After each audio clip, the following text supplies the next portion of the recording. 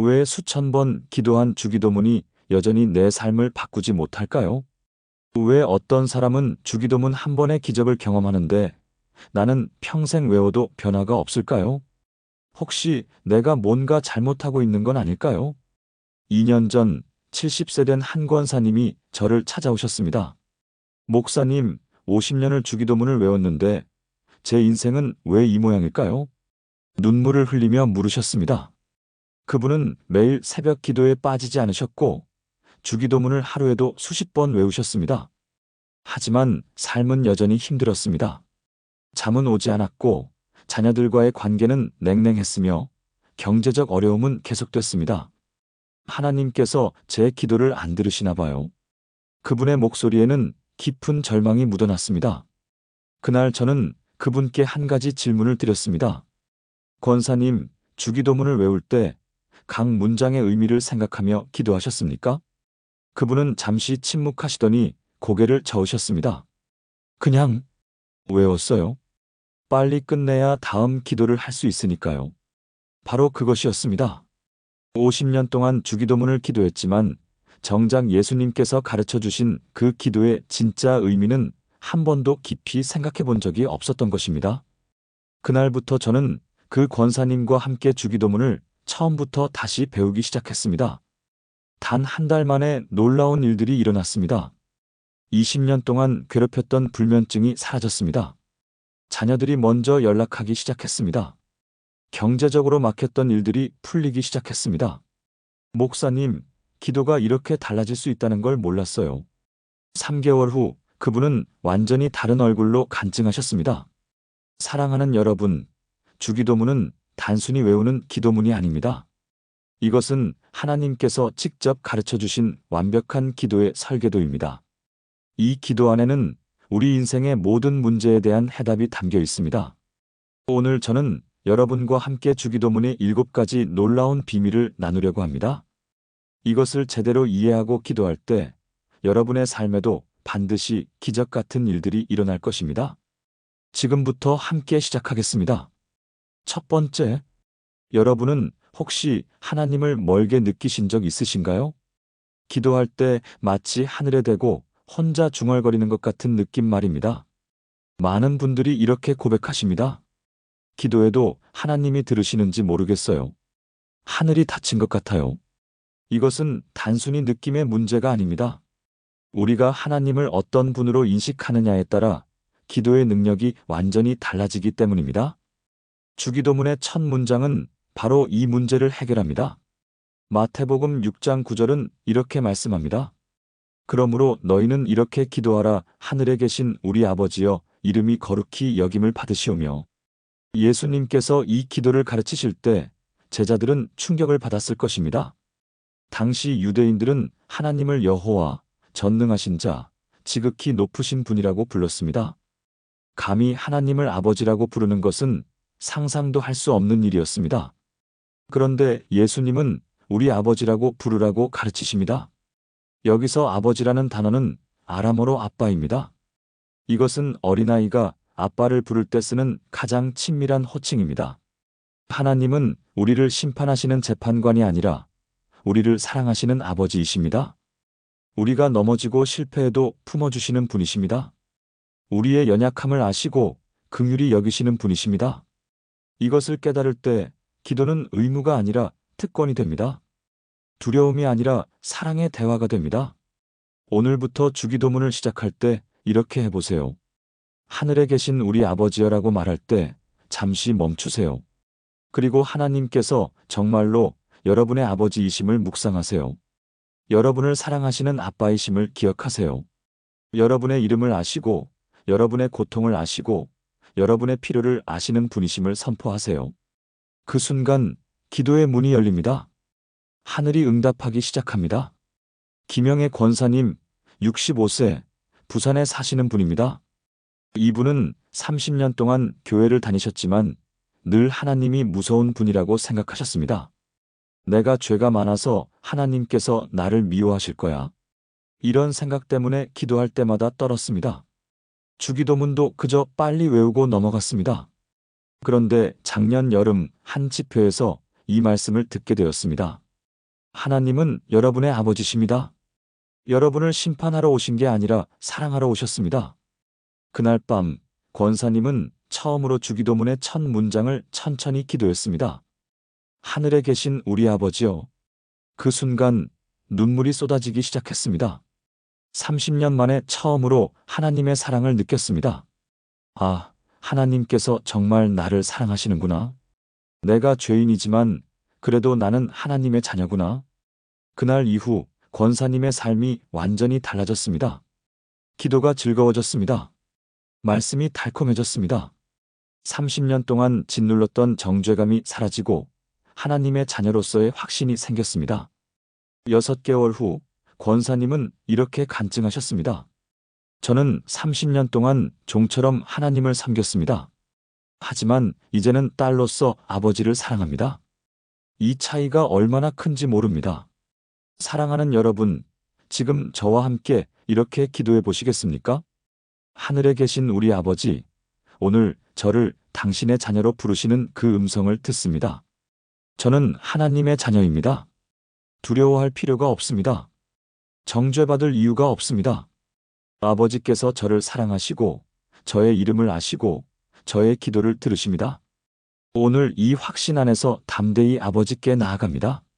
제 모든 필요를 아시는 아버지를 신뢰합니다. 예수님의 이름으로 기도합니다. 아멘. 여러분, 이것이 주기도문의 첫 번째 비밀입니다. 하나님을 아버지로 아는 것, 이것이 모든 기도의 시작입니다. 이 관계가 회복될 때 다음 단계로 나아갈 수 있습니다. 두 번째, 많은 분들이 기도할 때 자신의 필요만 늘어놓습니다. 하나님, 이것 주세요. 저것 주세요. 이 문제 해결해 주세요. 물론 우리의 필요를 아뢰는 것은 중요합니다. 하지만 기도가 온통 달라는 것으로만 가득 차 있다면 그것은 진정한 기도가 아닙니다. 그것은 하나님을 우리의 필요를 채워주는 도구로 전락시키는 것입니다. 주기도문은 우리의 필요를 구하기 전에 먼저 하나님의 이름을 높이라고 가르칩니다. 마태복음 6장 9절 후반부입니다. 이름이 거룩히 여김을 받으시오며. 이름이 거룩히 여김을 받으시오면은 무슨 뜻일까요? 히브리 문화에서 이름은 단순한 호칭이 아니라 그 사람의 본질을 의미합니다. 하나님의 이름은 하나님의 성품, 하나님의 영광, 하나님의 권위를 나타냅니다. 따라서 이름이 거룩히 여김을 받으시오며라는 기도는 하나님께서 하나님 되심을 온 세상이 인정하게 하소서라는 뜻입니다. 예수님은 우리에게 먼저 하나님을 예배하고 높이라고 가르치십니다. 우리의 삶에서, 우리의 가정에서, 우리의 직장에서, 우리의 교회에서 하나님의 이름이 높임 받게 해달라고 기도하라는 것입니다.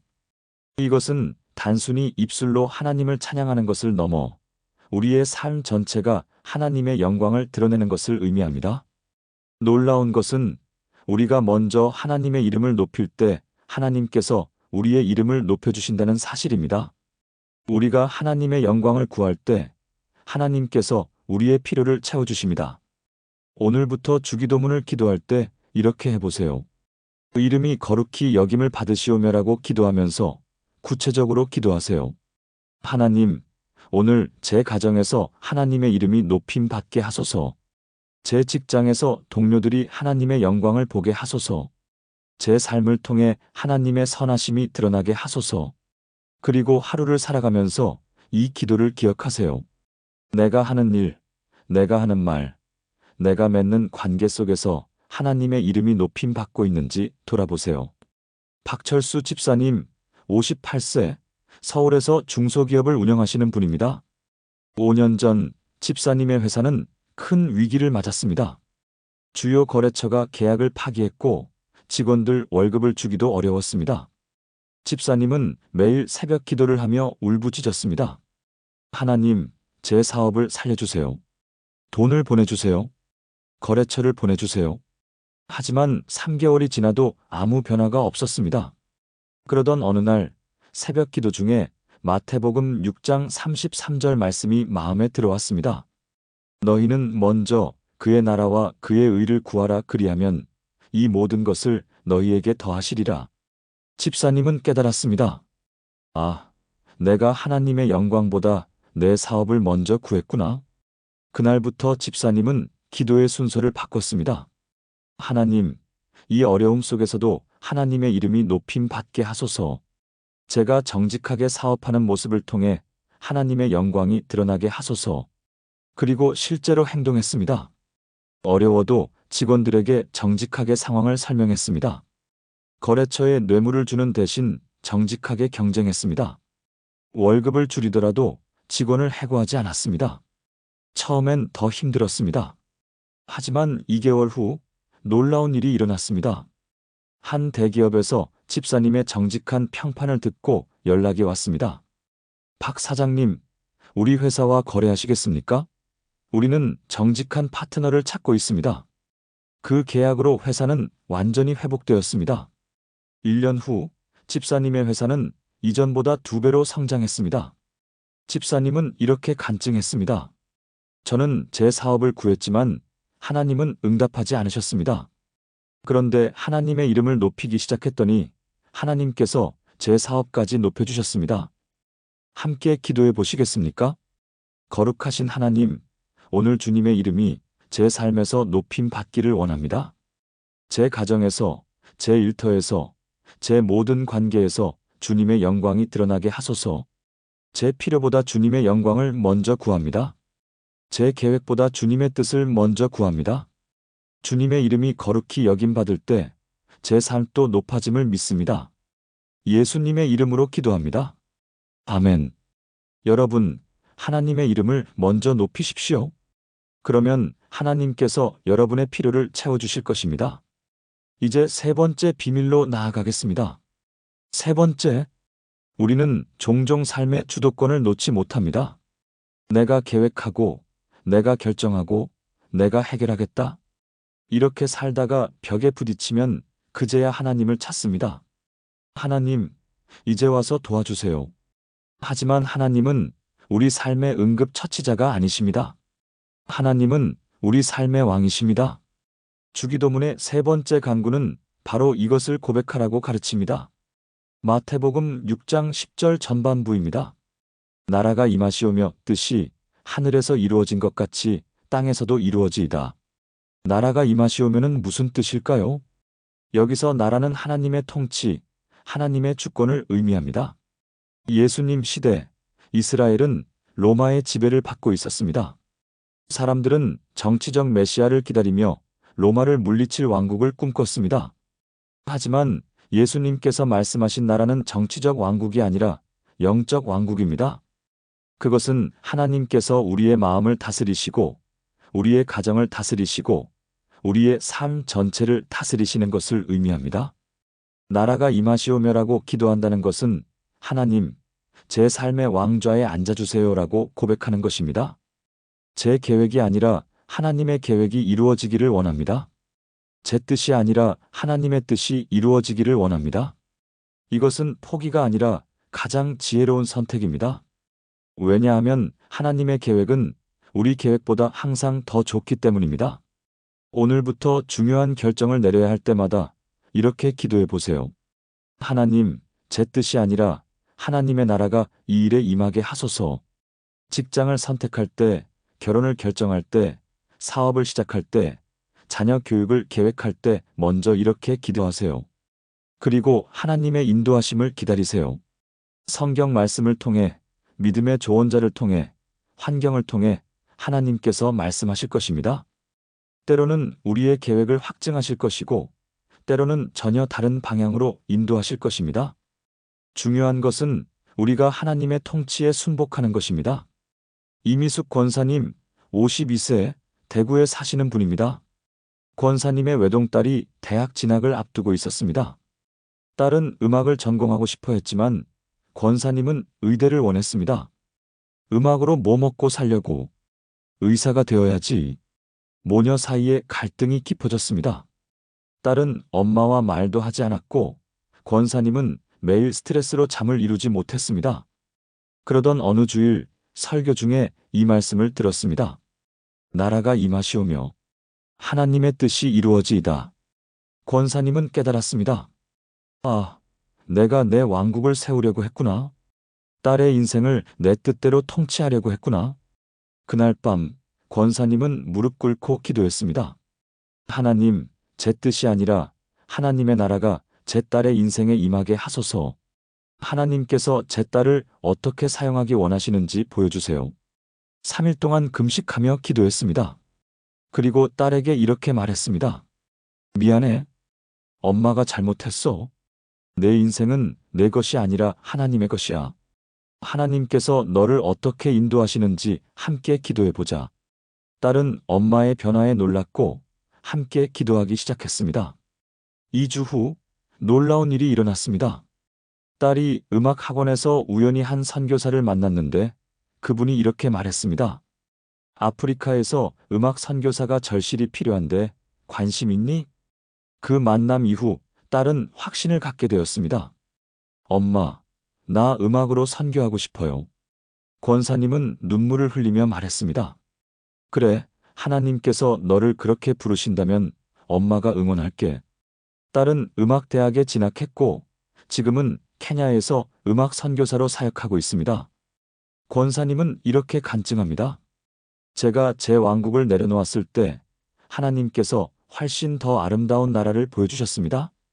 제 딸은 의사보다 더 귀한 일을 하고 있습니다. 영혼을 살리는 일을요.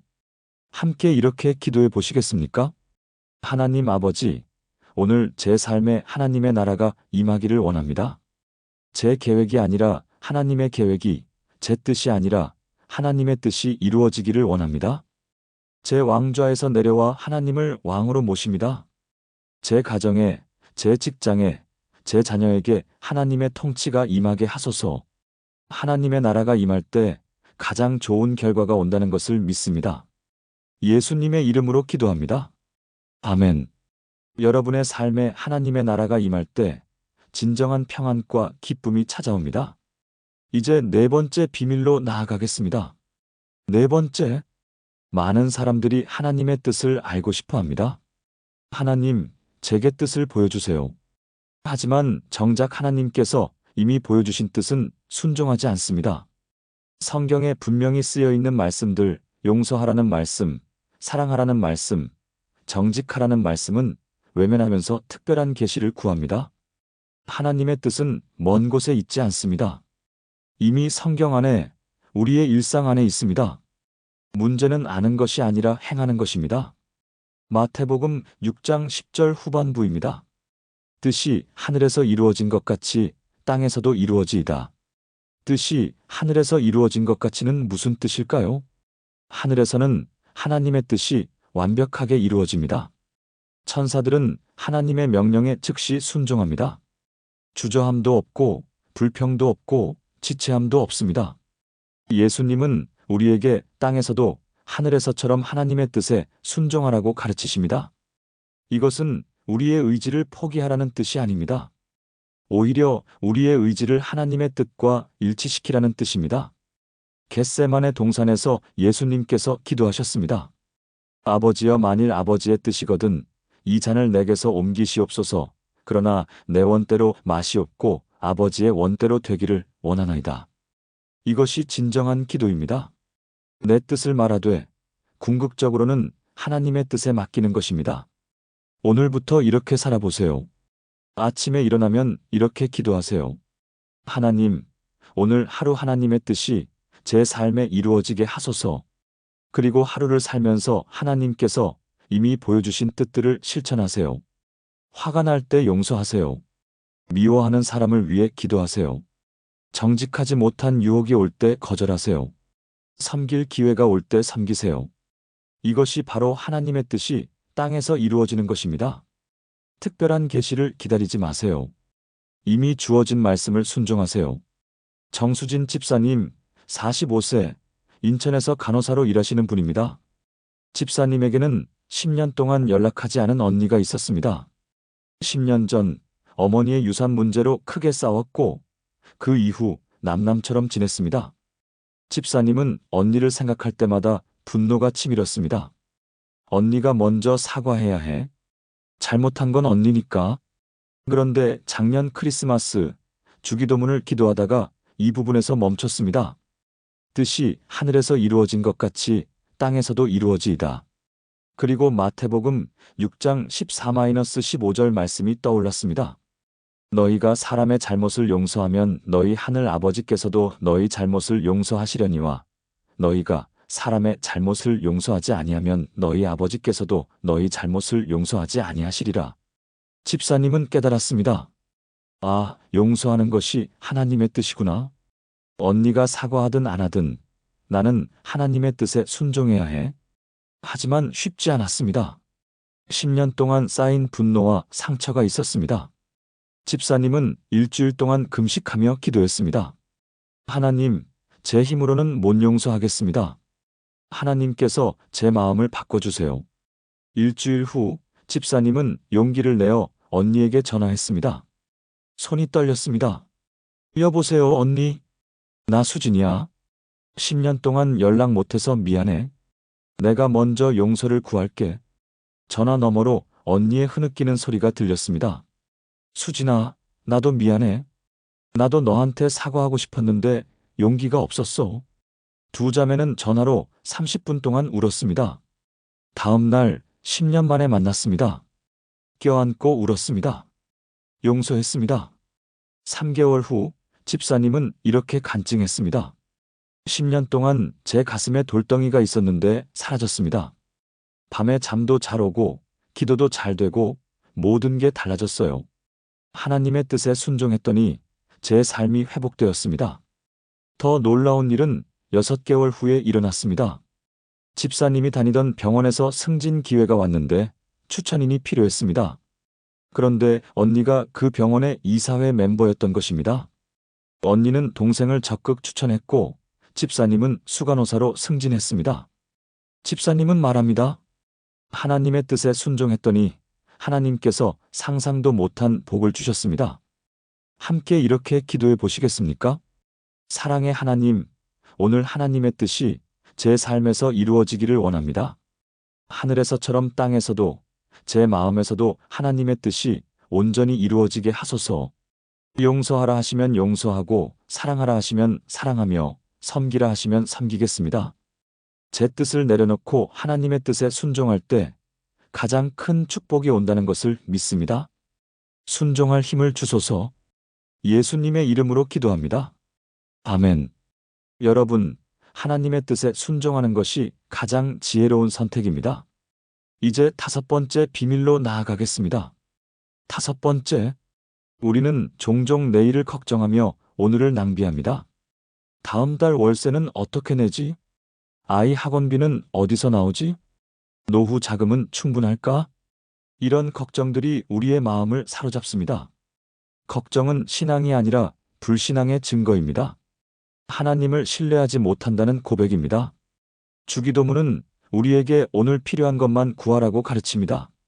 마태복음 6장 11절입니다. 오늘 우리에게 일용할 양식을 주시옵고. 일용할 양식이라는 표현은 출애굽 때 만나를 연상시킵니다. 하나님께서는 이스라엘 백성들에게 매일 만나를 주셨습니다. 내일 것까지 모아두려고 하면 썩어버렸습니다. 오직 오늘 먹을 것만 주셨습니다. 이것은 하나님께서 날마다 공급하신다는 신뢰의 훈련이었습니다. 예수님께서 일용할 양식을 구하라고 하신 것도 같은 의미입니다. 내일 일은 내일 염려하고 오늘은 오늘 필요한 것만 구하라는 것입니다. 이것은 무계획을 말하는 게 아닙니다. 미래를 준비하되 염려하지 말라는 것입니다. 하나님을 신뢰하며 오늘을 충실히 살라는 것입니다. 일용할 양식은 단지 음식만을 의미하지 않습니다. 오늘 하루를 살아가는 데 필요한 모든 것을 의미합니다. 건강, 지혜, 힘, 관계, 경제, 모든 것입니다. 하나님은 우리의 모든 필요를 아시고 공급하십니다. 오늘부터 이렇게 기도해 보세요. 하나님, 오늘 제가 필요한 모든 것을 공급해 주세요. 그리고 구체적으로 기도하세요. 오늘 일하는 데 필요한 지혜를 주세요. 오늘 자녀를 양육하는 데 필요한 인내를 주세요. 오늘 사람들을 만나는 데 필요한 사랑을 주세요. 그리고 하나님께서 공급하시는 것들을 기록하세요. 저녁에 하루를 돌아보며 감사하세요. 오늘도 하나님께서 필요한 모든 것을 주셨습니다. 이렇게 하면 내일에 대한 염려가 사라집니다. 최영수 집사님, 62세, 부산에서 작은 식당을 운영하시는 분입니다. 3년 전 코로나19로 식당 매출이 70% 감소했습니다. 빚은 늘어나고 월세는 밀렸고 직원 월급도 제때 주지 못했습니다. 집사님은 매일 밤 잠을 이루지 못했습니다. 이러다 망하는 거 아닐까? 평생 모은 돈 다 날리는 거 아닐까? 불안과 두려움이 집사님을 짓눌렀습니다. 그러던 어느 새벽 기도하다가 주기도문 이 부분에서 멈췄습니다. 오늘 우리에게 일용할 양식을 주시옵고. 그리고 마태복음 6장 34절 말씀이 떠올랐습니다. 그러므로 내일 일을 위하여 염려하지 말라. 내일 일은 내일 염려할 것이요 한날 괴로움은 그날에 족하니라. 집사님은 깨달았습니다. 아, 내가 내일, 다음 달, 내년을 다 걱정하고 있었구나. 하나님, 저는 오늘만 맡기겠습니다. 그날부터 집사님은 기도를 바꿨습니다. 하나님, 내일 일은 모릅니다.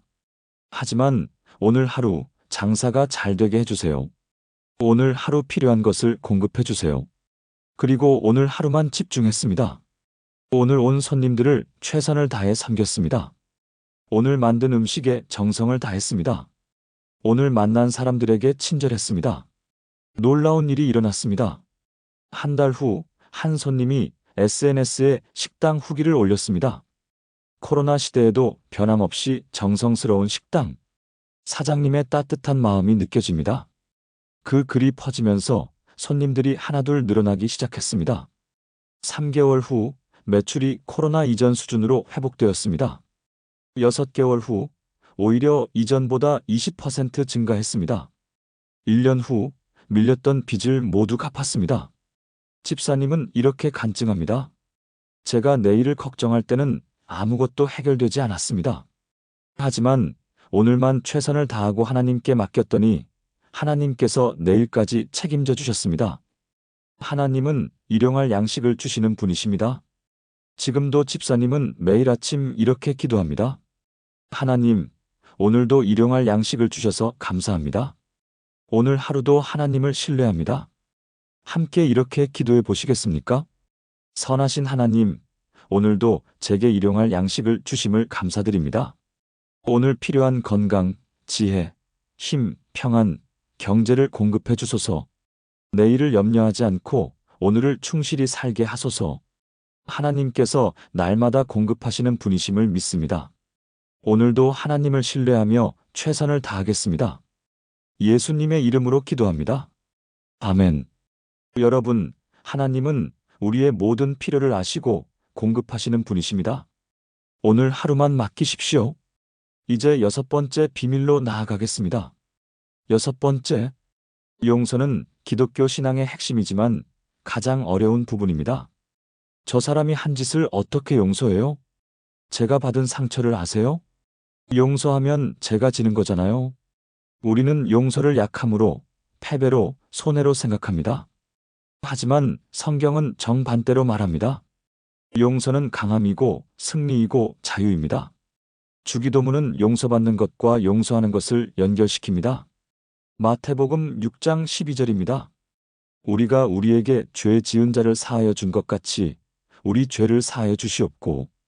이 구절은 충격적입니다. 우리가 다른 사람을 용서한 것처럼 하나님께서 우리를 용서하신다는 것입니다. 순서를 보십시오.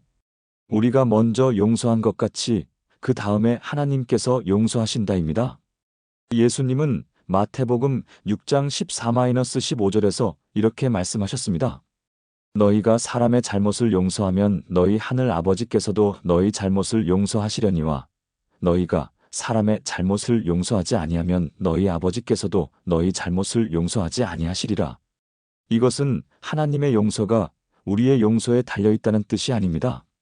하나님의 용서는 예수 그리스도의 십자가로 이미 완성되었습니다. 하지만 우리가 그 용서를 경험하고 누리기 위해서는 다른 사람을 용서해야 한다는 것입니다. 용서하지 않는 마음은 하나님의 용서가 우리에게 흘러들어오는 것을 막습니다. 미움과 분노로 가득 찬 마음에는 하나님의 사랑이 들어올 공간이 없습니다. 용서는 상대방을 위한 것이 아니라 나를 위한 것입니다. 용서는 상대방을 풀어주는 것이 아니라 나를 자유롭게 하는 것입니다. 오늘 이 기도를 하기 전에 먼저 이렇게 해보세요. 마음속에 용서하지 못한 사람들의 얼굴을 떠올려 보세요. 그들의 이름을 하나씩 부르며 이렇게 기도하세요. 하나님, 제가 을 용서합니다. 그 사람이 제게 한 일을 용서합니다. 감정이 따라오지 않아도 괜찮습니다. 용서는 감정이 아니라 의지의 선택입니다. 먼저 의지로 선택하면 하나님께서 감정을 치유해 주십니다. 그리고 이렇게 기도하세요.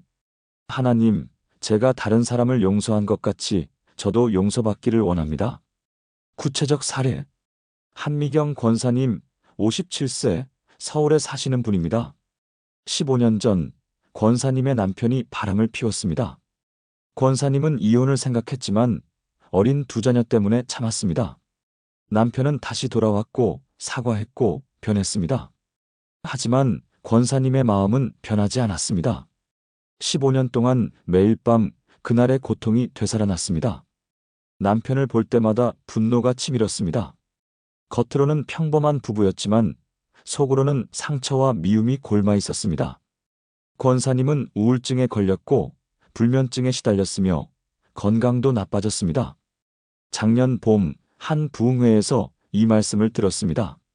우리가 우리에게 죄 지은 자를 사하여 준 것 같이 우리 죄를 사하여 주시옵고, 강사 목사님이 이렇게 말했습니다.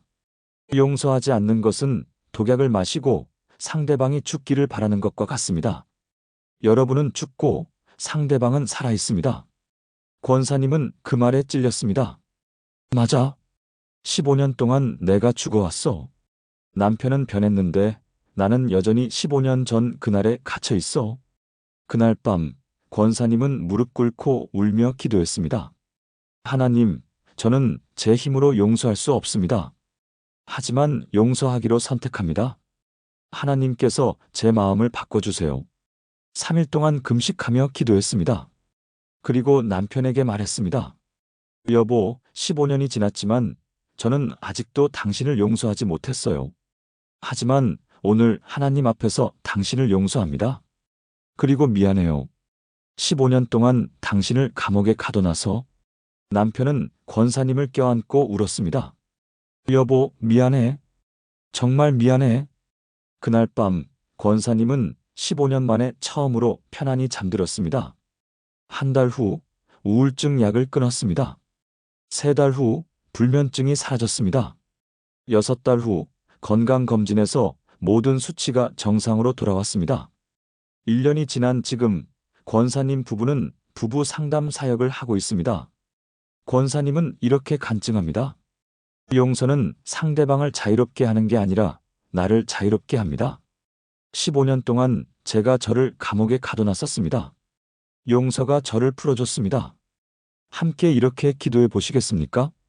긍휼이 풍성하신 하나님, 오늘 저에게 용서의 은혜를 부어주소서. 제가 다른 사람들을 용서하지 못했던 모든 순간들을 고백합니다. 지금 그들을 용서하기로 선택합니다. 제 힘으로는 할 수 없지만 하나님의 능력으로 용서합니다.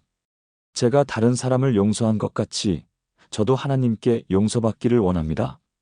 용서할 때 자유가 온다는 것을 믿습니다. 예수님의 이름으로 기도합니다. 아멘.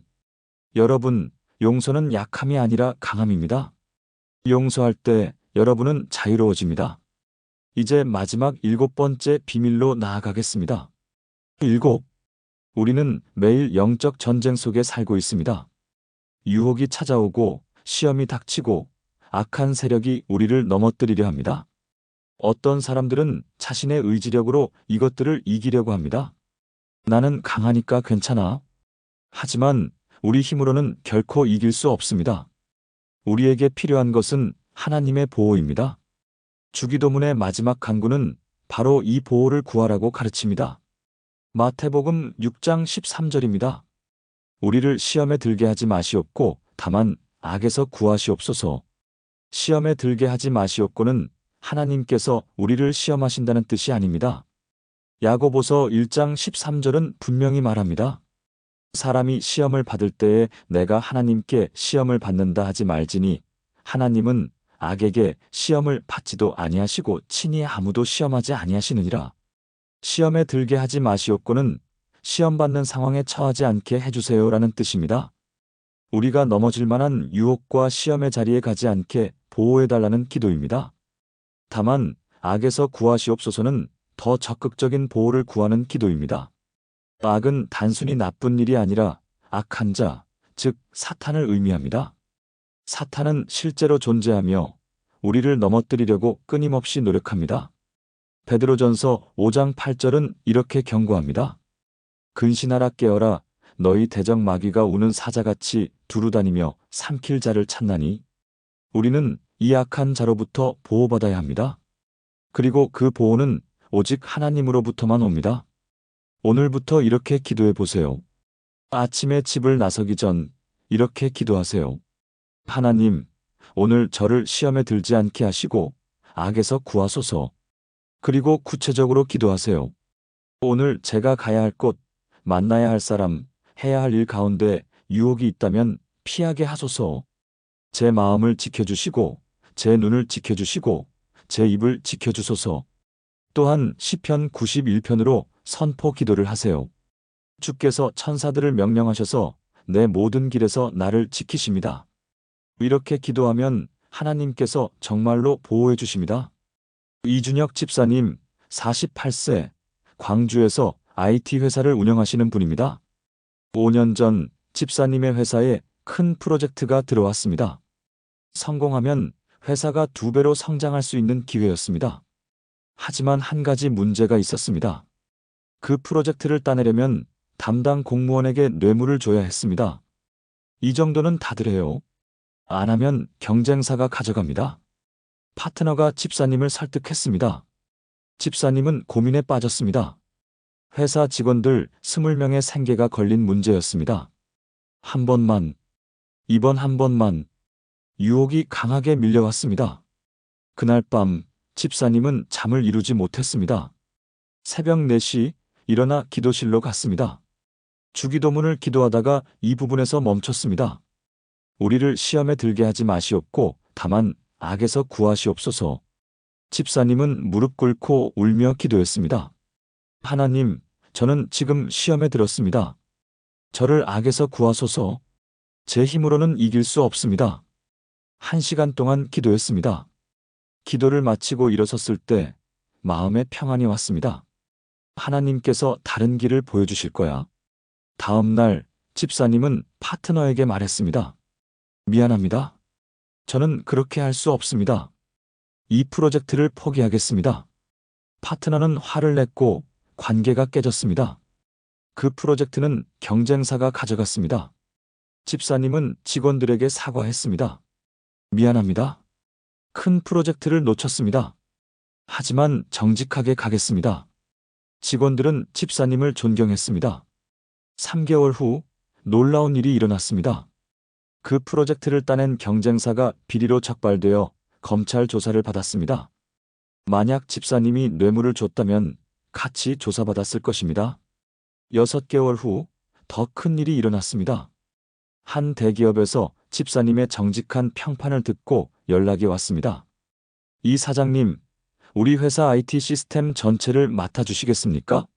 우리는 정직한 파트너를 찾습니다. 그 계약은 이전 프로젝트의 5배 규모였습니다. 회사는 1년 만에 3배로 성장했습니다. 직원도 60명으로 늘었습니다. 집사님은 이렇게 간증합니다. 하나님께서 저를 시험에서 건져주셨고 악에서 구하셨습니다. 그리고 상상도 못한 축복을 주셨습니다. 하나님의 보호가 가장 큰 축복입니다. 지금도 집사님은 매일 아침 회사에 출근하기 전 이렇게 기도합니다. 하나님, 오늘도 저를 시험에 들지 않게 하시고 악에서 구하소서. 함께 이렇게 기도해 보시겠습니까? 전능하신 하나님, 오늘도 저를 시험에 들지 않게 하시고 악에서 구하소서. 제 힘으로는 유혹을 이길 수 없습니다. 하나님의 보호가 필요합니다. 오늘 제가 가는 모든 길에서 저를 지켜주시고 악한 자의 공격에서 보호하소서. 제 마음을, 제 눈을, 제 입을, 제 발걸음을 지켜주소서. 하나님의 보호 아래 안전함을 믿습니다. 예수님의 이름으로 기도합니다. 아멘. 여러분, 우리에게는 하나님의 보호가 필요합니다. 매일 이렇게 기도하십시오. 그러면 하나님께서 반드시 지켜주실 것입니다. 사랑하는 여러분, 지금까지 나눈 7가지 놀라운 비밀을 하나의 기도로 드리겠습니다. 저와 함께 주기도문을 온전히 기도해 보시겠습니까? 하늘에 계신 우리 아버지, 오늘 당신을 아버지로 부를 수 있는 특권을 감사드립니다. 저는 하나님의 자녀입니다. 두려워할 필요가 없고 정죄받을 이유가 없습니다. 아버지께서 저를 사랑하시고 제 이름을 아시고 제 기도를 들으십니다. 하나님, 오늘 주님의 이름이 제 삶에서 높임 받기를 원합니다. 제 가정에서, 제 일터에서, 제 모든 관계에서 주님의 영광이 드러나게 하소서. 제 필요보다 주님의 영광을, 제 계획보다 주님의 뜻을 먼저 구합니다. 하나님, 오늘 제 삶에 하나님의 나라가 임하기를 원합니다. 제 계획이 아니라 하나님의 계획이, 제 뜻이 아니라 하나님의 뜻이 이루어지기를 원합니다. 제 왕좌에서 내려와 하나님을 왕으로 모십니다. 하나님의 뜻이 하늘에서 이루어진 것 같이 땅에서도 제 마음에서도 온전히 이루어지게 하소서. 용서하라 하시면 용서하고 사랑하라 하시면 사랑하며 섬기라 하시면 섬기겠습니다. 하나님, 오늘도 제게 일용할 양식을 주심을 감사드립니다. 오늘 필요한 건강, 지혜, 힘, 평안, 경제를 공급해 주소서. 내일을 염려하지 않고 오늘을 충실히 살게 하소서. 하나님께서 날마다 공급하시는 분이심을 믿습니다. 하나님, 제가 다른 사람들을 용서하지 못했던 모든 순간들을 고백합니다. 지금 그들을 용서하기로 선택합니다. 제 힘으로는 할 수 없지만 하나님의 능력으로 용서합니다. 제가 다른 사람을 용서한 것 같이 저도 하나님께 용서받기를 원합니다. 하나님, 오늘도 저를 시험에 들지 않게 하시고 악에서 구하소서. 제 힘으로는 유혹을 이길 수 없습니다. 오늘 제가 가는 모든 길에서 저를 지켜주시고 악한 자의 공격에서 보호하소서. 나라와 권세와 영광이 아버지께 영원히 있사옵나이다. 이 모든 것이 주님의 약속이심을 믿고 신뢰하며 의지합니다. 살아계신 예수 그리스도의 이름으로 기도합니다. 아멘. 사랑하는 여러분, 오늘 우리는 주기도문의 7가지 놀라운 비밀을 함께 나눴습니다. 첫째, 하늘에 계신 우리 아버지여 하나님을 아버지로 아는 관계 회복의 기적. 둘째, 이름이 거룩히 여김을 받으시오며 하나님을 먼저 높이는 예배의 기적. 셋째, 나라가 임하시오며 하나님께 주권을 맡기는 통치의 기적. 넷째, 뜻이 하늘에서 이루어진 것 같이 땅에서도 이루어지이다 하나님의 뜻에 순종하는 순종의 기적. 다섯째, 오늘 우리에게 일용할 양식을 주시옵고 날마다 공급받는 공급의 기적. 여섯째, 우리가 우리에게 죄 지은 자를 사하여 준 것 같이 우리 죄를 사하여 주시옵고 자유를 얻는 용서의 기적. 일곱째, 우리를 시험에 들게 하지 마시옵고 다만 악에서 구하시옵소서 하나님께 보호받는 보호의 기적. 여러분, 주기도문은 단순히 외우는 기도문이 아닙니다. 이것은 하나님께서 직접 가르쳐 주신 완벽한 기도의 설계도입니다. 오늘부터 이 7가지를 기억하며 주기도문을 기도해 보세요. 한 문장 한 문장의 의미를 묵상하며 천천히 기도해 보세요. 그러면 여러분의 삶에도 반드시 기적 같은 일들이 일어날 것입니다. 2년 전 70세 권사님처럼 여러분의 인생이 완전히 바뀔 것입니다. 불면증이 사라지고 관계가 회복되고 막혔던 일들이 풀릴 것입니다. 하나님의 사랑을 경험하고 하나님의 공급을 받고 하나님의 보호를 누릴 것입니다. 오늘 이 말씀이 여러분의 마음에 닿았다면 좋아요를 눌러주시고 아래 댓글란에 아멘이라고 남겨주세요. 그리고 주변에 이 은혜가 필요한 분들이 계시다면 이 영상을 공유해주세요. 더 많은 분들이 주기도문의 놀라운 능력을 경험하게 해주세요. 사랑하는 여러분, 하나님께서 오늘 여러분에게 주기도문의 비밀을 열어주셨습니다. 이제 이것을 실천할 차례입니다. 오늘부터 매일 아침 주기도문을 이렇게 기도해 보세요. 한 달 후 여러분의 삶이 어떻게 달라졌는지 간증해 주세요. 하나님께서 여러분의 기도를 들으시고 응답하시고 놀라운 일들을 행하실 것입니다. 주님의 이름으로 축복합니다. 여러분의 기도가 하늘에 닿기를 축복합니다. 여러분의 삶에 기적이 일어나기를 축복합니다. 하나님께서 여러분과 함께 하시고 여러분을 사랑하시고 여러분을 지키시기를 축복합니다. 주님의 이름으로 기도합니다. 아멘. 왜 수천 번 기도한 주기도문이 여전히 내 삶을 바꾸지 못할까요? 왜 어떤 사람은 주기도문 한 번의 기적을 경험하는데 나는 평생 외워도 변화가 없을까요? 혹시 내가 뭔가 잘못하고 있는 건 아닐까요? 2년 전 70세 된 한 권사님이 저를 찾아오셨습니다. 목사님, 50년을 주기도문을 외웠는데 제 인생은 왜 이 모양일까요? 눈물을 흘리며 물으셨습니다. 그분은 매일 새벽 기도에 빠지지 않으셨고 주기도문을 하루에도 수십 번 외우셨습니다. 하지만 삶은 여전히 힘들었습니다. 잠은 오지 않았고 자녀들과의 관계는 냉랭했으며 경제적 어려움은 계속됐습니다. 하나님께서 제 기도를 안 들으시나 봐요. 그분의 목소리에는 깊은 절망이 묻어났습니다. 그날 저는 그분께 한 가지 질문을 드렸습니다. 권사님, 주기도문을 외울 때 각 문장의 의미를 생각하며 기도하셨습니까? 그분은 잠시 침묵하시더니 고개를 저으셨습니다. 그냥 외웠어요. 빨리 끝내야 다음 기도를 할 수 있으니까요. 바로 그것이었습니다. 50년 동안 주기도문을 기도했지만 정작 예수님께서 가르쳐 주신 그 기도의 진짜 의미는 한 번도 깊이 생각해 본 적이 없었던 것입니다. 그날부터 저는 그 권사님과 함께 주기도문을 처음부터 다시 배우기 시작했습니다. 단 한 달 만에 놀라운 일들이 일어났습니다. 20년 동안 괴롭혔던 불면증이 사라졌습니다. 자녀들이 먼저 연락하기 시작했습니다. 경제적으로 막혔던 일들이 풀리기 시작했습니다. 목사님, 기도가 이렇게 달라질 수 있다는 걸 몰랐어요.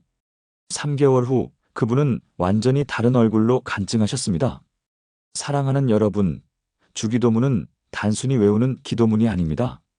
이것은 하나님께서 직접 가르쳐 주신 완벽한 기도의 설계도입니다. 이 기도 안에는 우리 인생의 모든 문제에 대한 해답이 담겨 있습니다.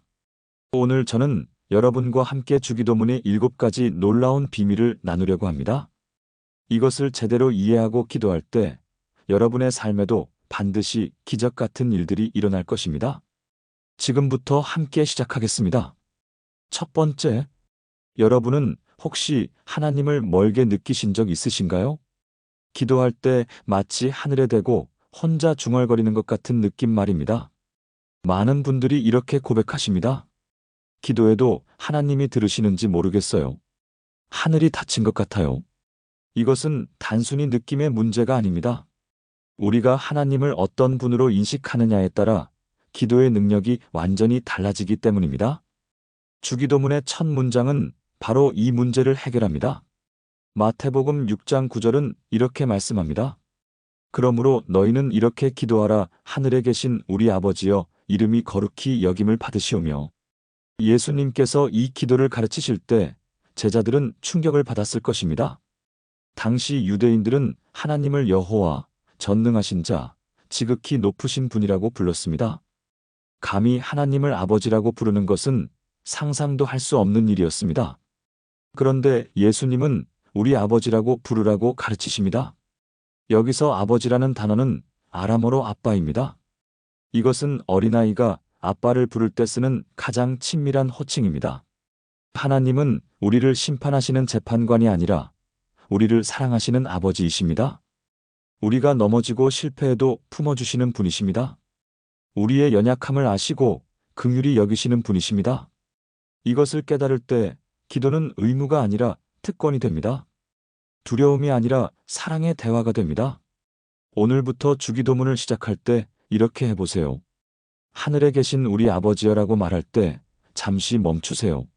그리고 하나님께서 정말로 여러분의 아버지이심을 묵상하세요. 여러분을 사랑하시는 아빠이심을 기억하세요. 여러분의 이름을 아시고 여러분의 고통을 아시고 여러분의 필요를 아시는 분이심을 선포하세요.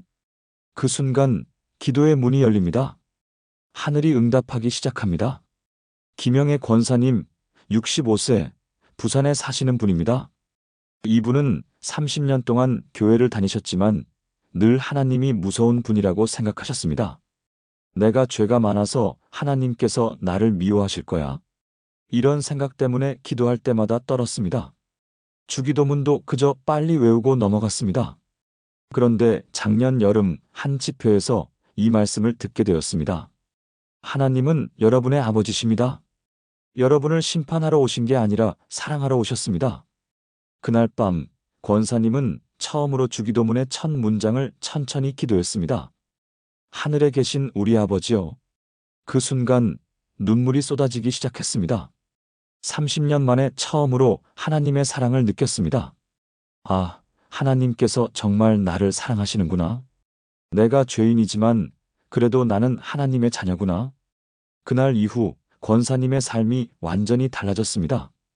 기도가 즐거워졌습니다. 말씀이 달콤해졌습니다. 30년 동안 짓눌렀던 정죄감이 사라지고 하나님의 자녀로서의 확신이 생겼습니다. 6개월 후 권사님은 이렇게 간증하셨습니다. 저는 30년 동안 종처럼 하나님을 섬겼습니다. 하지만 이제는 딸로서 아버지를 사랑합니다. 이 차이가 얼마나 큰지 모릅니다. 사랑하는 여러분, 지금 저와 함께 이렇게 기도해 보시겠습니까? 하늘에 계신 우리 아버지, 오늘 저를 당신의 자녀로 부르시는 그 음성을 듣습니다. 저는 하나님의 자녀입니다. 두려워할 필요가 없습니다. 정죄받을 이유가 없습니다. 아버지께서 저를 사랑하시고 저의 이름을 아시고 저의 기도를 들으십니다. 오늘 이 확신 안에서 담대히 아버지께 나아갑니다.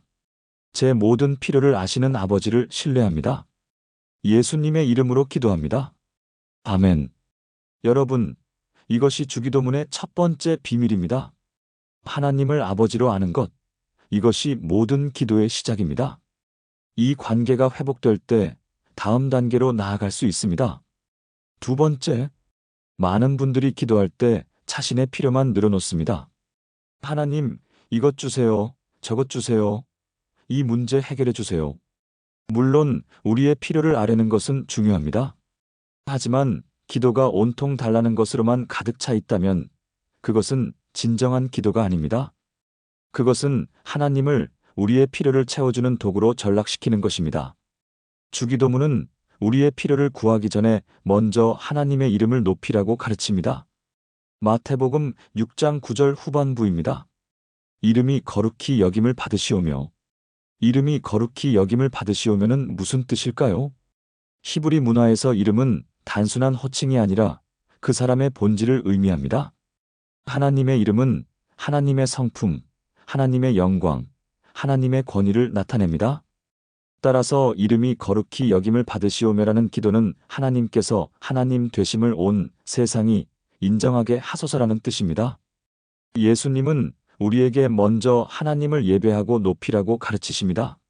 우리의 삶에서, 우리의 가정에서, 우리의 직장에서, 우리의 교회에서 하나님의 이름이 높임 받게 해달라고 기도하라는 것입니다. 이것은 단순히 입술로 하나님을 찬양하는 것을 넘어 우리의 삶 전체가 하나님의 영광을 드러내는 것을 의미합니다. 놀라운 것은 우리가 먼저 하나님의 이름을 높일 때 하나님께서 우리의 이름을 높여주신다는 사실입니다.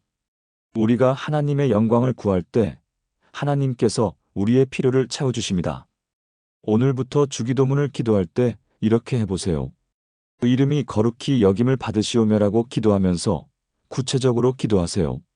하나님, 오늘 제 가정에서 하나님의 이름이 높임 받게 하소서. 제 직장에서 동료들이 하나님의 영광을 보게 하소서. 제 삶을 통해 하나님의 선하심이 드러나게 하소서. 그리고 하루를 살아가면서 이 기도를 기억하세요. 내가 하는 일, 내가 하는 말, 내가 맺는 관계 속에서 하나님의 이름이 높임 받고 있는지 돌아보세요. 박철수 집사님, 58세, 서울에서 중소기업을 운영하시는 분입니다. 5년 전 집사님의 회사는 큰 위기를 맞았습니다. 주요 거래처가 계약을 파기했고 직원들 월급을 주기도 어려웠습니다. 집사님은 매일 새벽 기도를 하며 울부짖었습니다. 하나님, 제 사업을 살려주세요. 돈을 보내주세요. 거래처를 보내주세요. 하지만 3개월이 지나도 아무 변화가 없었습니다. 그러던 어느 날 새벽 기도 중에 마태복음 6장 33절 말씀이 마음에 들어왔습니다. 너희는 먼저 그의 나라와 그의 의를 구하라. 그리하면 이 모든 것을 너희에게 더하시리라. 집사님은 깨달았습니다. 아, 내가 하나님의 영광보다 내 사업을 먼저 구했구나. 그날부터 집사님은 기도의 순서를 바꿨습니다. 하나님, 이 어려움 속에서도 하나님의 이름이 높임 받게 하소서.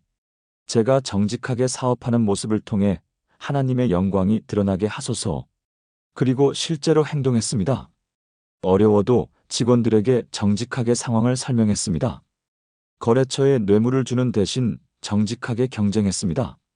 월급을 줄이더라도 직원을 해고하지 않았습니다. 처음엔 더 힘들었습니다. 하지만 2개월 후 놀라운 일이 일어났습니다. 한 대기업에서 집사님의 정직한 평판을 듣고 연락이 왔습니다. 박 사장님, 우리 회사와 거래하시겠습니까? 우리는 정직한 파트너를 찾고 있습니다. 그 계약으로 회사는 완전히 회복되었습니다. 1년 후 집사님의 회사는 이전보다 2배로 성장했습니다. 집사님은 이렇게 간증했습니다. 저는 제 사업을 구했지만 하나님은 응답하지 않으셨습니다. 그런데 하나님의 이름을 높이기 시작했더니 하나님께서 제 사업까지 높여주셨습니다. 함께 기도해 보시겠습니까? 거룩하신 하나님, 오늘 주님의 이름이 제 삶에서 높임 받기를 원합니다. 제 가정에서, 제 일터에서, 제 모든 관계에서 주님의 영광이 드러나게 하소서. 제 필요보다 주님의 영광을 먼저 구합니다. 제 계획보다 주님의 뜻을 먼저 구합니다.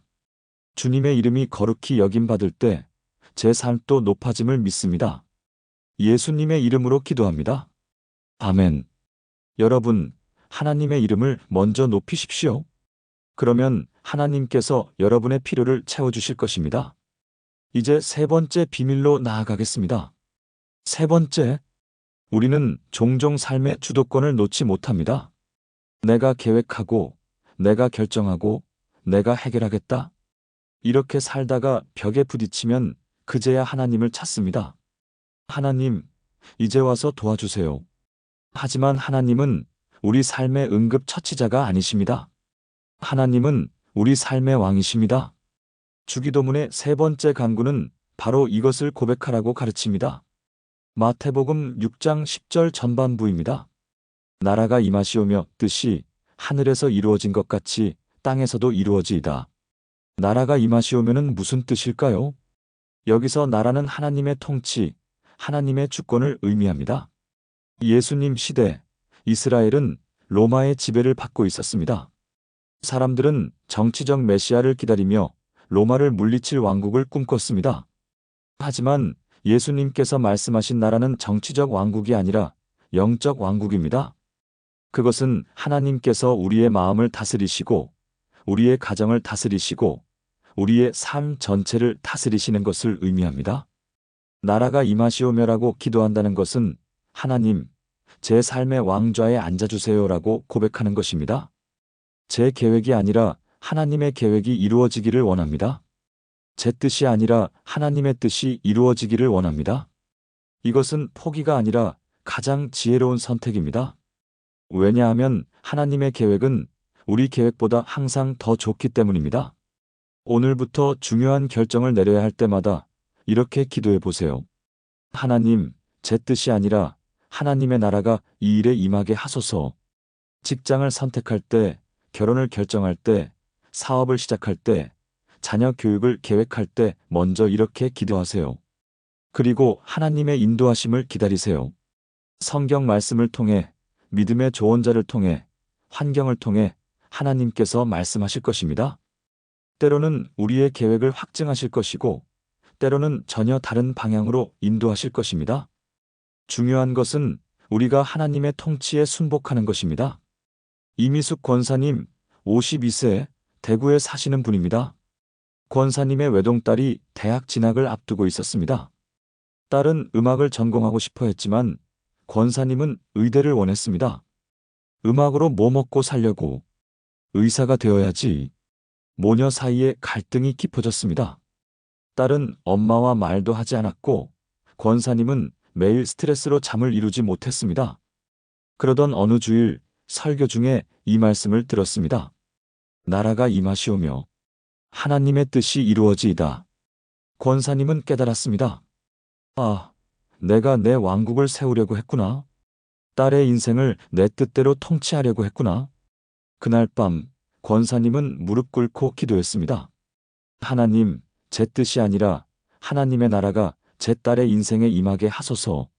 하나님께서 제 딸을 어떻게 사용하기 원하시는지 보여주세요. 3일 동안 금식하며 기도했습니다. 그리고 딸에게 이렇게 말했습니다. 미안해. 엄마가 잘못했어. 내 인생은 내 것이 아니라 하나님의 것이야. 하나님께서 너를 어떻게 인도하시는지 함께 기도해보자. 딸은 엄마의 변화에 놀랐고 함께 기도하기 시작했습니다. 2주 후 놀라운 일이 일어났습니다. 딸이 음악 학원에서 우연히 한 선교사를 만났는데 그분이 이렇게 말했습니다. 아프리카에서 음악 선교사가 절실히 필요한데 관심 있니? 그 만남 이후 딸은 확신을 갖게 되었습니다. 엄마, 나 음악으로 선교하고 싶어요. 권사님은 눈물을 흘리며 말했습니다. 그래, 하나님께서 너를 그렇게 부르신다면 엄마가 응원할게. 딸은 음악대학에 진학했고 지금은 케냐에서 음악 선교사로 사역하고 있습니다. 권사님은 이렇게 간증합니다. 제가 제 왕국을 내려놓았을 때 하나님께서 훨씬 더 아름다운 나라를 보여주셨습니다. 제 딸은 의사보다 더 귀한 일을 하고 있습니다. 영혼을 살리는 일을요. 함께 이렇게 기도해 보시겠습니까? 하나님 아버지, 오늘 제 삶에 하나님의 나라가 임하기를 원합니다. 제 계획이 아니라 하나님의 계획이, 제 뜻이 아니라 하나님의 뜻이 이루어지기를 원합니다. 제 왕좌에서 내려와 하나님을 왕으로 모십니다. 제 가정에, 제 직장에, 제 자녀에게 하나님의 통치가 임하게 하소서. 하나님의 나라가 임할 때 가장 좋은 결과가 온다는 것을 믿습니다. 예수님의 이름으로 기도합니다. 아멘. 여러분의 삶에 하나님의 나라가 임할 때 진정한 평안과 기쁨이 찾아옵니다. 이제 네 번째 비밀로 나아가겠습니다. 네 번째, 많은 사람들이 하나님의 뜻을 알고 싶어 합니다. 하나님, 제게 뜻을 보여주세요. 하지만 정작 하나님께서 이미 보여주신 뜻은 순종하지 않습니다. 성경에 분명히 쓰여 있는 말씀들, 용서하라는 말씀, 사랑하라는 말씀, 정직하라는 말씀은 외면하면서 특별한 계시를 구합니다. 하나님의 뜻은 먼 곳에 있지 않습니다. 이미 성경 안에, 우리의 일상 안에 있습니다. 문제는 아는 것이 아니라 행하는 것입니다. 마태복음 6장 10절 후반부입니다. 뜻이 하늘에서 이루어진 것 같이 땅에서도 이루어지이다. 뜻이 하늘에서 이루어진 것 같이는 무슨 뜻일까요? 하늘에서는 하나님의 뜻이 완벽하게 이루어집니다. 천사들은 하나님의 명령에 즉시 순종합니다. 주저함도 없고 불평도 없고 지체함도 없습니다. 예수님은 우리에게 땅에서도 하늘에서처럼 하나님의 뜻에 순종하라고 가르치십니다. 이것은 우리의 의지를 포기하라는 뜻이 아닙니다. 오히려 우리의 의지를 하나님의 뜻과 일치시키라는 뜻입니다. 겟세마네 동산에서 예수님께서 기도하셨습니다. 아버지여, 만일 아버지의 뜻이거든 이 잔을 내게서 옮기시옵소서. 그러나 내 원대로 마시옵고 아버지의 원대로 되기를 원하나이다. 이것이 진정한 기도입니다. 내 뜻을 말하되 궁극적으로는 하나님의 뜻에 맡기는 것입니다. 오늘부터 이렇게 살아보세요. 아침에 일어나면 이렇게 기도하세요. 하나님, 오늘 하루 하나님의 뜻이 제 삶에 이루어지게 하소서. 그리고 하루를 살면서 하나님께서 이미 보여주신 뜻들을 실천하세요. 화가 날 때 용서하세요. 미워하는 사람을 위해 기도하세요. 정직하지 못한 유혹이 올 때 거절하세요. 섬길 기회가 올 때 섬기세요. 이것이 바로 하나님의 뜻이 땅에서 이루어지는 것입니다. 특별한 계시를 기다리지 마세요. 이미 주어진 말씀을 순종하세요. 정수진 집사님, 45세, 인천에서 간호사로 일하시는 분입니다. 집사님에게는 10년 동안 연락하지 않은 언니가 있었습니다. 10년 전 어머니의 유산 문제로 크게 싸웠고 그 이후 남남처럼 지냈습니다. 집사님은 언니를 생각할 때마다 분노가 치밀었습니다. 언니가 먼저 사과해야 해. 잘못한 건 언니니까. 그런데 작년 크리스마스 주기도문을 기도하다가 이 부분에서 멈췄습니다. 뜻이 하늘에서 이루어진 것 같이 땅에서도 이루어지이다. 그리고 마태복음 6장 14-15절 말씀이 떠올랐습니다. 너희가 사람의 잘못을 용서하면 너희 하늘 아버지께서도 너희 잘못을 용서하시려니와 너희가 사람의 잘못을 용서하지 아니하면 너희 아버지께서도 너희 잘못을 용서하지 아니하시리라. 집사님은 깨달았습니다. 아, 용서하는 것이 하나님의 뜻이구나. 언니가 사과하든 안 하든 나는 하나님의 뜻에 순종해야 해. 하지만 쉽지 않았습니다. 10년 동안 쌓인 분노와 상처가 있었습니다. 집사님은 일주일 동안 금식하며 기도했습니다. 하나님, 제 힘으로는 못 용서하겠습니다. 하나님께서 제 마음을 바꿔주세요. 일주일 후 집사님은 용기를 내어 언니에게 전화했습니다. 손이 떨렸습니다. 여보세요, 언니. 나 수진이야. 10년 동안 연락 못해서 미안해. 내가 먼저 용서를 구할게. 전화 너머로 언니의 흐느끼는 소리가 들렸습니다. 수진아, 나도 미안해. 나도 너한테 사과하고 싶었는데 용기가 없었어. 두 자매는 전화로 30분 동안 울었습니다. 다음 날 10년 만에 만났습니다. 껴안고 울었습니다. 용서했습니다. 3개월 후 집사님은 이렇게 간증했습니다. 10년 동안 제 가슴에 돌덩이가 있었는데 사라졌습니다. 밤에 잠도 잘 오고 기도도 잘 되고 모든 게 달라졌어요. 하나님의 뜻에 순종했더니 제 삶이 회복되었습니다. 더 놀라운 일은 6개월 후에 일어났습니다. 집사님이 다니던 병원에서 승진 기회가 왔는데 추천인이 필요했습니다. 그런데 언니가 그 병원의 이사회 멤버였던 것입니다. 언니는 동생을 적극 추천했고 집사님은 수간호사로 승진했습니다. 집사님은 말합니다. 하나님의 뜻에 순종했더니 하나님께서 상상도 못한 복을 주셨습니다. 함께 이렇게 기도해 보시겠습니까? 사랑의 하나님, 오늘 하나님의 뜻이 제 삶에서 이루어지기를 원합니다. 하늘에서처럼 땅에서도 제 마음에서도 하나님의 뜻이 온전히 이루어지게 하소서. 용서하라 하시면 용서하고 사랑하라 하시면 사랑하며 섬기라 하시면 섬기겠습니다. 제 뜻을 내려놓고 하나님의 뜻에 순종할 때 가장 큰 축복이 온다는 것을 믿습니다. 순종할 힘을 주소서. 예수님의 이름으로 기도합니다. 아멘. 여러분, 하나님의 뜻에 순종하는 것이 가장 지혜로운 선택입니다. 이제 5번째 비밀로 나아가겠습니다. 5번째, 우리는 종종 내일을 걱정하며 오늘을 낭비합니다. 다음 달 월세는 어떻게 내지? 아이 학원비는 어디서 나오지? 노후 자금은 충분할까? 이런 걱정들이 우리의 마음을 사로잡습니다. 걱정은 신앙이 아니라 불신앙의 증거입니다. 하나님을 신뢰하지 못한다는 고백입니다. 주기도문은 우리에게 오늘 필요한 것만 구하라고 가르칩니다. 마태복음 6장 11절입니다. 오늘 우리에게 일용할 양식을 주시옵고. 일용할 양식이라는 표현은 출애굽 때 만나를 연상시킵니다. 하나님께서는 이스라엘 백성들에게 매일 만나를 주셨습니다. 내일 것까지 모아두려고 하면 썩어버렸습니다. 오직 오늘 먹을 것만 주셨습니다. 이것은 하나님께서 날마다 공급하신다는 신뢰의 훈련이었습니다. 예수님께서 일용할 양식을 구하라고 하신 것도 같은 의미입니다. 내일 일은 내일 염려하고 오늘은 오늘 필요한 것만 구하라는 것입니다. 이것은 무계획을 말하는 게 아닙니다. 미래를 준비하되 염려하지 말라는 것입니다. 하나님을 신뢰하며 오늘을 충실히 살라는 것입니다. 일용할 양식은 단지 음식만을 의미하지 않습니다. 오늘 하루를 살아가는 데 필요한 모든 것을 의미합니다. 건강, 지혜, 힘, 관계, 경제, 모든 것입니다. 하나님은 우리의 모든 필요를 아시고 공급하십니다. 오늘부터 이렇게 기도해 보세요. 하나님, 오늘 제가 필요한 모든 것을 공급해 주세요. 그리고 구체적으로 기도하세요. 오늘 일하는 데 필요한 지혜를 주세요. 오늘 자녀를 양육하는 데 필요한 인내를 주세요. 오늘 사람들을 만나는 데 필요한 사랑을 주세요. 그리고 하나님께서 공급하시는 것들을 기록하세요. 저녁에 하루를 돌아보며 감사하세요.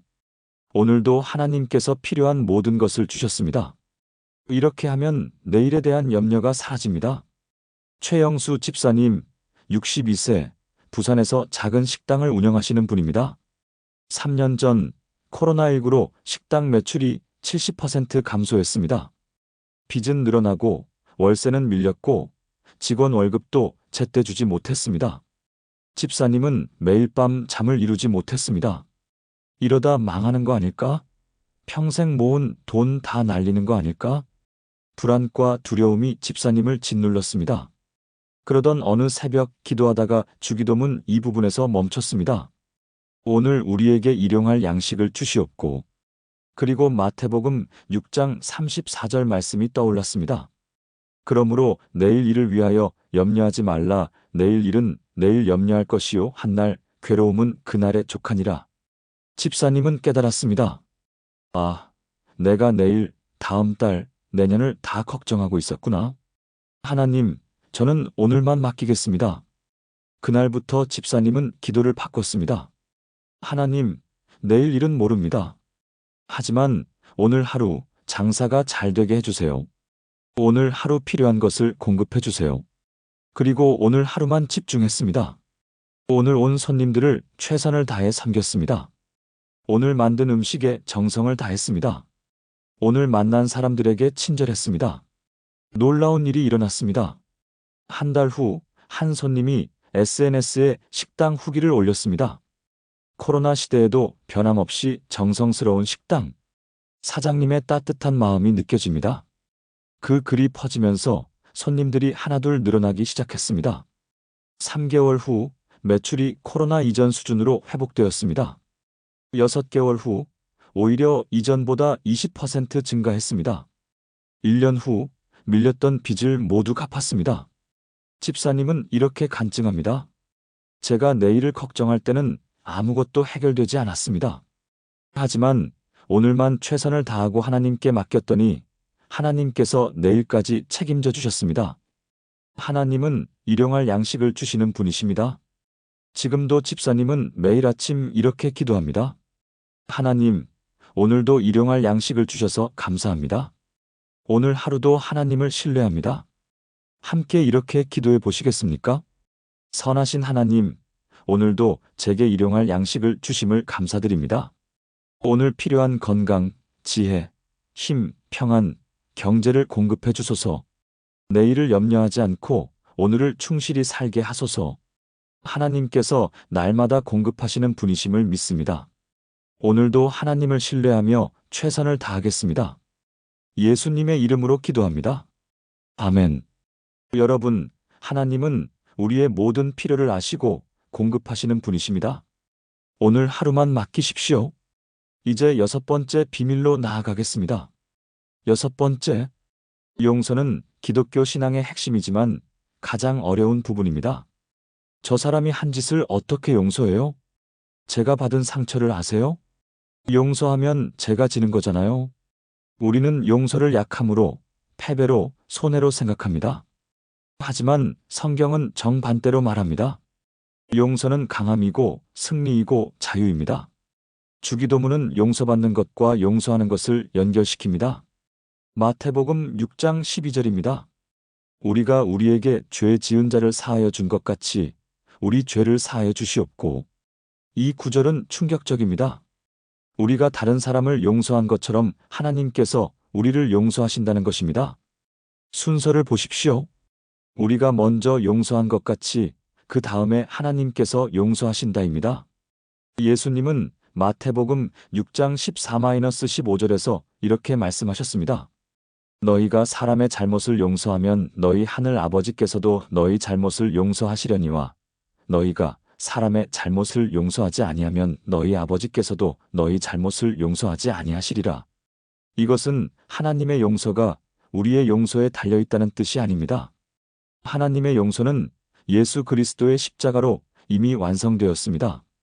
하지만 우리가 그 용서를 경험하고 누리기 위해서는 다른 사람을 용서해야 한다는 것입니다. 용서하지 않는 마음은 하나님의 용서가 우리에게 흘러들어오는 것을 막습니다. 미움과 분노로 가득 찬 마음에는 하나님의 사랑이 들어올 공간이 없습니다. 용서는 상대방을 위한 것이 아니라 나를 위한 것입니다. 용서는 상대방을 풀어주는 것이 아니라 나를 자유롭게 하는 것입니다. 오늘 이 기도를 하기 전에 먼저 이렇게 해보세요. 마음속에 용서하지 못한 사람들의 얼굴을 떠올려 보세요. 그들의 이름을 하나씩 부르며 이렇게 기도하세요. 하나님, 제가 을 용서합니다. 그 사람이 제게 한 일을 용서합니다. 감정이 따라오지 않아도 괜찮습니다. 용서는 감정이 아니라 의지의 선택입니다. 먼저 의지로 선택하면 하나님께서 감정을 치유해 주십니다. 그리고 이렇게 기도하세요. 하나님, 제가 다른 사람을 용서한 것 같이 저도 용서받기를 원합니다. 구체적 사례. 한미경 권사님, 57세, 서울에 사시는 분입니다. 15년 전 권사님의 남편이 바람을 피웠습니다. 권사님은 이혼을 생각했지만 어린 두 자녀 때문에 참았습니다. 남편은 다시 돌아왔고 사과했고 변했습니다. 하지만 권사님의 마음은 변하지 않았습니다. 15년 동안 매일 밤 그날의 고통이 되살아났습니다. 남편을 볼 때마다 분노가 치밀었습니다. 겉으로는 평범한 부부였지만 속으로는 상처와 미움이 골마 있었습니다. 권사님은 우울증에 걸렸고 불면증에 시달렸으며 건강도 나빠졌습니다. 작년 봄 한 부흥회에서 이 말씀을 들었습니다. 우리가 우리에게 죄 지은 자를 사하여 준 것 같이 우리 죄를 사하여 주시옵고, 강사 목사님이 이렇게 말했습니다. 용서하지 않는 것은 독약을 마시고 상대방이 죽기를 바라는 것과 같습니다. 여러분은 죽고 상대방은 살아 있습니다. 권사님은 그 말에 찔렸습니다. 맞아. 15년 동안 내가 죽어왔어. 남편은 변했는데 나는 여전히 15년 전 그날에 갇혀 있어. 그날 밤 권사님은 무릎 꿇고 울며 기도했습니다. 하나님, 저는 제 힘으로 용서할 수 없습니다. 하지만 용서하기로 선택합니다. 하나님께서 제 마음을 바꿔주세요. 3일 동안 금식하며 기도했습니다. 그리고 남편에게 말했습니다. 여보, 15년이 지났지만 저는 아직도 당신을 용서하지 못했어요. 하지만 오늘 하나님 앞에서 당신을 용서합니다. 그리고 미안해요. 15년 동안 당신을 감옥에 가둬놔서. 남편은 권사님을 껴안고 울었습니다. 여보, 미안해. 정말 미안해. 그날 밤 권사님은 15년 만에 처음으로 편안히 잠들었습니다. 한 달 후 우울증 약을 끊었습니다. 3달 후 불면증이 사라졌습니다. 6달 후 건강검진에서 모든 수치가 정상으로 돌아왔습니다. 1년이 지난 지금 권사님 부부는 부부 상담 사역을 하고 있습니다. 권사님은 이렇게 간증합니다. 용서는 상대방을 자유롭게 하는 게 아니라 나를 자유롭게 합니다. 15년 동안 제가 저를 감옥에 가둬놨었습니다. 용서가 저를 풀어줬습니다. 함께 이렇게 기도해 보시겠습니까? 긍휼이 풍성하신 하나님, 오늘 저에게 용서의 은혜를 부어주소서. 제가 다른 사람들을 용서하지 못했던 모든 순간들을 고백합니다. 지금 그들을 용서하기로 선택합니다. 제 힘으로는 할 수 없지만 하나님의 능력으로 용서합니다. 제가 다른 사람을 용서한 것 같이 저도 하나님께 용서받기를 원합니다. 용서할 때 자유가 온다는 것을 믿습니다. 예수님의 이름으로 기도합니다. 아멘. 여러분, 용서는 약함이 아니라 강함입니다. 용서할 때 여러분은 자유로워집니다. 이제 마지막 7번째 비밀로 나아가겠습니다. 7. 우리는 매일 영적 전쟁 속에 살고 있습니다. 유혹이 찾아오고 시험이 닥치고 악한 세력이 우리를 넘어뜨리려 합니다. 어떤 사람들은 자신의 의지력으로 이것들을 이기려고 합니다. 나는 강하니까 괜찮아. 하지만 우리 힘으로는 결코 이길 수 없습니다. 우리에게 필요한 것은 하나님의 보호입니다. 주기도문의 마지막 간구는 바로 이 보호를 구하라고 가르칩니다. 마태복음 6장 13절입니다. 우리를 시험에 들게 하지 마시옵고 다만 악에서 구하시옵소서. 시험에 들게 하지 마시옵고는 하나님께서 우리를 시험하신다는 뜻이 아닙니다. 야고보서 1장 13절은 분명히 말합니다. 사람이 시험을 받을 때에 내가 하나님께 시험을 받는다 하지 말지니 하나님은 악에게 시험을 받지도 아니하시고 친히 아무도 시험하지 아니하시느니라. 시험에 들게 하지 마시옵고는 시험 받는 상황에 처하지 않게 해주세요라는 뜻입니다. 우리가 넘어질 만한 유혹과 시험의 자리에 가지 않게 보호해달라는 기도입니다. 다만 악에서 구하시옵소서는 더 적극적인 보호를 구하는 기도입니다. 악은 단순히 나쁜 일이 아니라 악한 자, 즉 사탄을 의미합니다. 사탄은 실제로 존재하며 우리를 넘어뜨리려고 끊임없이 노력합니다. 베드로전서 5장 8절은 이렇게 경고합니다. 근신하라 깨어라 너희 대적 마귀가 우는 사자같이 두루다니며 삼킬 자를 찾나니 우리는 이 악한 자로부터 보호받아야 합니다. 그리고 그 보호는 오직 하나님으로부터만 옵니다. 오늘부터 이렇게 기도해 보세요. 아침에 집을 나서기 전 이렇게 기도하세요. 하나님, 오늘 저를 시험에 들지 않게 하시고 악에서 구하소서. 그리고 구체적으로 기도하세요. 오늘 제가 가야 할 곳, 만나야 할 사람, 해야 할 일 가운데 유혹이 있다면 피하게 하소서. 제 마음을 지켜주시고 제 눈을 지켜주시고 제 입을 지켜주소서. 또한 시편 91편으로 선포 기도를 하세요. 주께서 천사들을 명령하셔서 내 모든 길에서 나를 지키십니다. 이렇게 기도하면 하나님께서 정말로 보호해 주십니다. 이준혁 집사님, 48세, 광주에서 IT 회사를 운영하시는 분입니다. 5년 전 집사님의 회사에 큰 프로젝트가 들어왔습니다. 성공하면 회사가 2배로 성장할 수 있는 기회였습니다. 하지만 한 가지 문제가 있었습니다. 그 프로젝트를 따내려면 담당 공무원에게 뇌물을 줘야 했습니다. 이 정도는 다들 해요. 안 하면 경쟁사가 가져갑니다. 파트너가 집사님을 설득했습니다. 집사님은 고민에 빠졌습니다. 회사 직원들 20명의 생계가 걸린 문제였습니다. 한 번만, 이번 한 번만, 유혹이 강하게 밀려왔습니다. 그날 밤 집사님은 잠을 이루지 못했습니다. 새벽 4시 일어나 기도실로 갔습니다. 주기도문을 기도하다가 이 부분에서 멈췄습니다. 우리를 시험에 들게 하지 마시옵고 다만 악에서 구하시옵소서. 집사님은 무릎 꿇고 울며 기도했습니다. 하나님, 저는 지금 시험에 들었습니다. 저를 악에서 구하소서. 제 힘으로는 이길 수 없습니다. 1시간 동안 기도했습니다. 기도를 마치고 일어섰을 때 마음에 평안이 왔습니다. 하나님께서 다른 길을 보여주실 거야. 다음 날 집사님은 파트너에게 말했습니다. 미안합니다. 저는 그렇게 할 수 없습니다. 이 프로젝트를 포기하겠습니다. 파트너는 화를 냈고 관계가 깨졌습니다. 그 프로젝트는 경쟁사가 가져갔습니다. 집사님은 직원들에게 사과했습니다. 미안합니다. 큰 프로젝트를 놓쳤습니다. 하지만 정직하게 가겠습니다. 직원들은 집사님을 존경했습니다. 3개월 후 놀라운 일이 일어났습니다. 그 프로젝트를 따낸 경쟁사가 비리로 적발되어 검찰 조사를 받았습니다. 만약 집사님이 뇌물을 줬다면 같이 조사받았을 것입니다. 6개월 후 더 큰 일이 일어났습니다. 한 대기업에서 집사님의 정직한 평판을 듣고 연락이 왔습니다. 이 사장님, 우리 회사 IT 시스템 전체를 맡아주시겠습니까? 우리는 정직한 파트너를 찾습니다. 그 계약은 이전 프로젝트의 5배 규모였습니다. 회사는 1년 만에 3배로 성장했습니다. 직원도 60명으로 늘었습니다. 집사님은 이렇게 간증합니다. 하나님께서 저를 시험에서 건져주셨고 악에서 구하셨습니다. 그리고 상상도 못한 축복을 주셨습니다. 하나님의 보호가 가장 큰 축복입니다.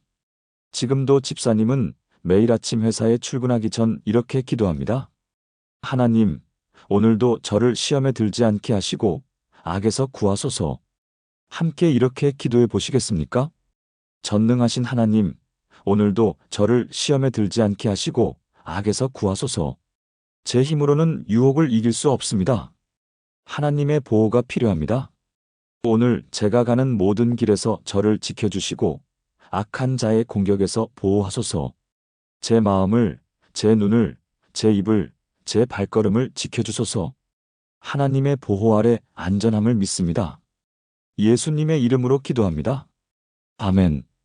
여러분, 우리에게는 하나님의 보호가 필요합니다. 매일 이렇게 기도하십시오.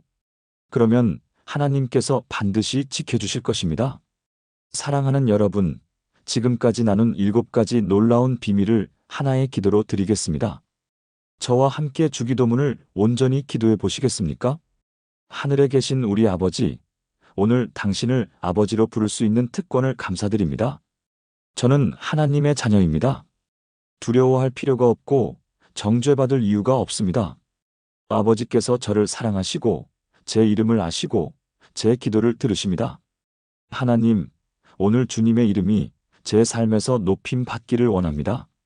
제 가정에서, 제 일터에서, 제 모든 관계에서 주님의 영광이 드러나게 하소서. 제 필요보다 주님의 영광을, 제 계획보다 주님의 뜻을 먼저 구합니다. 하나님, 오늘 제 삶에 하나님의 나라가 임하기를 원합니다. 제 계획이 아니라 하나님의 계획이, 제 뜻이 아니라 하나님의 뜻이 이루어지기를 원합니다. 제 왕좌에서 내려와 하나님을 왕으로 모십니다. 하나님의 뜻이 하늘에서 이루어진 것 같이 땅에서도 제 마음에서도 온전히 이루어지게 하소서. 용서하라 하시면 용서하고 사랑하라 하시면 사랑하며 섬기라 하시면 섬기겠습니다. 하나님, 오늘도 제게 일용할 양식을 주심을 감사드립니다. 오늘 필요한 건강, 지혜, 힘, 평안, 경제를 공급해 주소서. 내일을 염려하지 않고 오늘을 충실히 살게 하소서. 하나님께서 날마다 공급하시는 분이심을 믿습니다. 하나님, 제가 다른 사람들을 용서하지 못했던 모든 순간들을 고백합니다. 지금 그들을 용서하기로 선택합니다. 제 힘으로는 할 수 없지만 하나님의 능력으로 용서합니다. 제가 다른 사람을 용서한 것 같이 저도 하나님께 용서받기를 원합니다. 하나님, 오늘도 저를 시험에 들지 않게 하시고 악에서 구하소서. 제 힘으로는 유혹을 이길 수 없습니다. 오늘 제가 가는 모든 길에서 저를 지켜주시고 악한 자의 공격에서 보호하소서. 나라와 권세와 영광이 아버지께 영원히 있사옵나이다. 이 모든 것이 주님의 약속이심을 믿고 신뢰하며 의지합니다. 살아계신 예수 그리스도의 이름으로 기도합니다. 아멘. 사랑하는 여러분, 오늘 우리는 주기도문의 7가지 놀라운 비밀을 함께 나눴습니다. 첫째, 하늘에 계신 우리 아버지여 하나님을 아버지로 아는 관계 회복의 기적. 둘째, 이름이 거룩히 여김을 받으시오며 하나님을 먼저 높이는 예배의 기적. 셋째, 나라가 임하시오며 하나님께 주권을 맡기는 통치의 기적. 넷째, 뜻이 하늘에서 이루어진 것 같이 땅에서도 이루어지이다 하나님의 뜻에 순종하는 순종의 기적. 다섯째, 오늘 우리에게 일용할 양식을 주시옵고 날마다 공급받는 공급의 기적. 여섯째, 우리가 우리에게 죄 지은 자를 사하여 준 것 같이 우리 죄를 사하여 주시옵고 자유를 얻는 용서의 기적. 일곱째, 우리를 시험에 들게 하지 마시옵고 다만 악에서 구하시옵소서 하나님께 보호받는 보호의 기적. 여러분, 주기도문은 단순히 외우는 기도문이 아닙니다. 이것은 하나님께서 직접 가르쳐 주신 완벽한 기도의 설계도입니다. 오늘부터 이 7가지를 기억하며 주기도문을 기도해 보세요. 한 문장 한 문장의 의미를 묵상하며 천천히 기도해 보세요. 그러면 여러분의 삶에도 반드시 기적 같은 일들이 일어날 것입니다. 2년 전 70세 권사님처럼 여러분의 인생이 완전히 바뀔 것입니다. 불면증이 사라지고 관계가 회복되고 막혔던 일들이 풀릴 것입니다. 하나님의 사랑을 경험하고 하나님의 공급을 받고 하나님의 보호를 누릴 것입니다. 오늘 이 말씀이 여러분의 마음에 닿았다면 좋아요를 눌러주시고 아래 댓글란에 아멘이라고 남겨주세요. 그리고 주변에 이 은혜가 필요한 분들이 계시다면 이 영상을 공유해주세요. 더 많은 분들이 주기도문의 놀라운 능력을 경험하게 해주세요. 사랑하는 여러분, 하나님께서 오늘 여러분에게 주기도문의 비밀을 열어주셨습니다. 이제 이것을 실천할 차례입니다. 오늘부터 매일 아침 주기도문을 이렇게 기도해 보세요. 한 달 후 여러분의 삶이 어떻게 달라졌는지 간증해 주세요. 하나님께서 여러분의 기도를 들으시고 응답하시고 놀라운 일들을 행하실 것입니다. 주님의 이름으로 축복합니다. 여러분의 기도가 하늘에 닿기를 축복합니다. 여러분의 삶에 기적이 일어나기를 축복합니다. 하나님께서 여러분과 함께 하시고 여러분을 사랑하시고 여러분을 지키시기를 축복합니다. 주님의 이름으로 기도합니다. 아멘.